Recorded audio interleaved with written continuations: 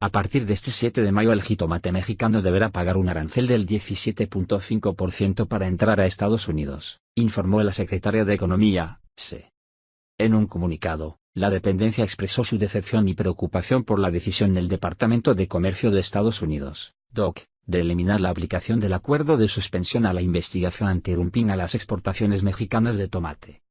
A partir del 7 de mayo de 2019 los exportadores de tomate mexicano se enfrentan al pago de derechos compensatorios provisionales de 17.5%, el cual debe cubrirse como garantía para poder realizar sus exportaciones hacia Estados Unidos.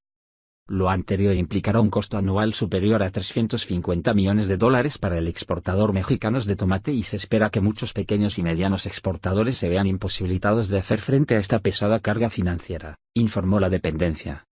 Además, detalló que el tomate es el tercer producto agrícola de exportación de México después de la cerveza y el aguacate. 1 de cada 2 tomates que se consumen en ese país son de origen mexicano. También, en 2018 sus exportaciones a Estados Unidos estuvieron cerca de los $2.000 millones.